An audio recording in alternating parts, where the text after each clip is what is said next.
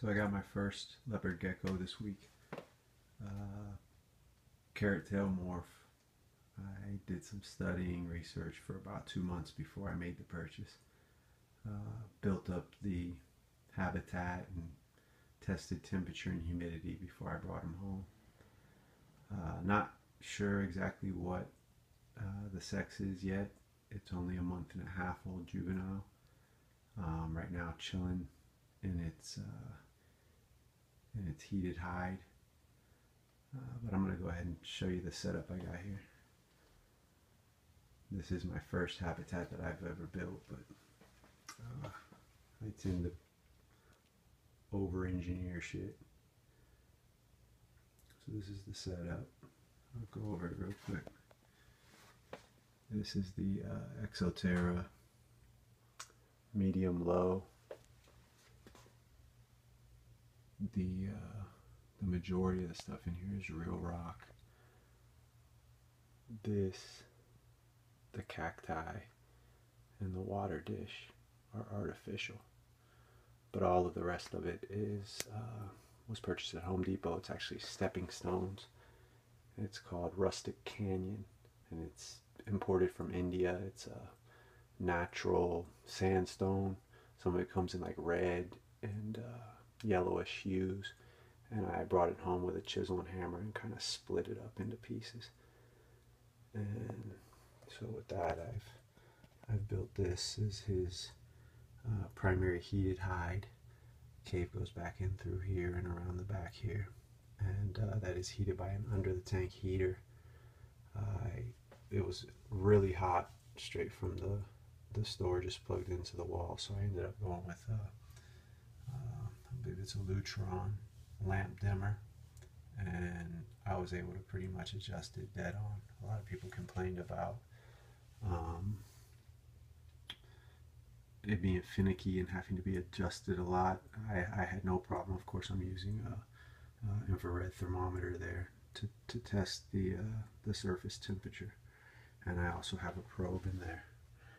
So this particular probe right now reading 85.4 is the air temperature in the hide, and I found that the surface temperature of the carpet there maintains about 5 degrees above that, so it's about 90.5 right now, and that remains consistent. I haven't had any problem. I found that setting and we'll leave it alone. The rest of the enclosure there, the background actually comes with the tank from Exoterra. It's really nice. It's a foam background, but the rest of the system here is rocks.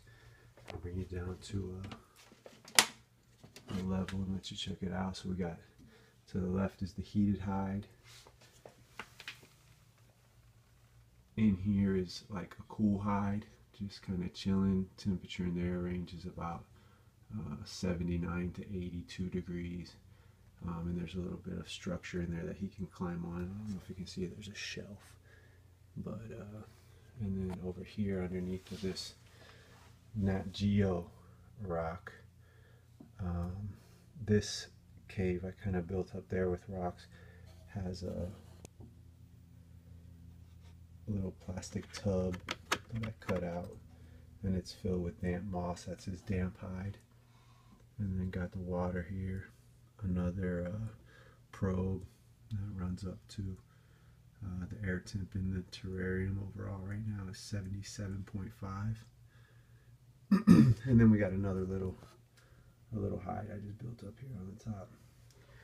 And here in this corner is the bathroom. And so far, twice he's used it consistently. That was the first rock he shit on, and I picked it out and moved it to the corner and set it there, and he's gone back now and shit on it again. So excuse my language for any kids watching. Apologize. Pooped on it. So what I did here with my lighting setup, I talked a little bit about the heat there, but on the lighting setup, I ran my main power here to this strip, and I'm running 3 timers, and one of the timers, the one in the center on the daylight, is actually running another one of the Lutron lamp dimmers. I have a sunrise sunset, and that's a multi-program timer. And then I have just an on-off daylight and an on-off moonlight. The moonlight really is just for me to be able to observe. It's very dim blue light. It's coming from the top of the closet, but so what we got here is this is the primary daylight, and it is a Sylvania Ultra LED with sunset effect. It's really nice. It's dimmable. That's the one that I have on the dimmer. I'll let you check it out here. It gets a really nice yellow sunset glow as it gets turned down, and then this is turned back up. But I found like a really nice medium there, just as it starts to get a yellowish tinge to it, and I'm leaving it there as the daylight setting.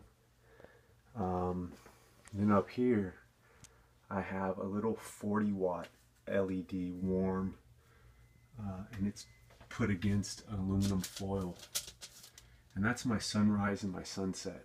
And so ideally that gives me an hour in the morning and an hour in the evening to really interact with the gecko without stressing it or interfering with its sleep cycle. So I'll give you an example. I'll manually turn on the sunrise sunset, and I'll give you an example of what that looks like. Just kind of reflects off of there. Now in the tank, this is the difference that you see when you turn the daylight off. So that is sunrise and sunset, and so there's an hour of that in the morning and an hour of that in the evening, and then 10 hours of the daylight in between, so for a total of 12. Go ahead and turn the daylight back on.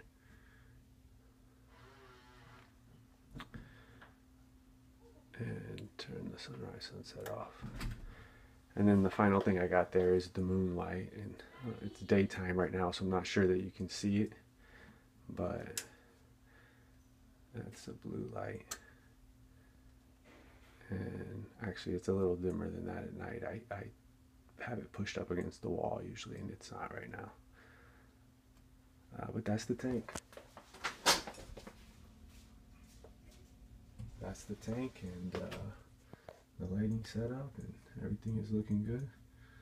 Hoping for a long life of my gecko.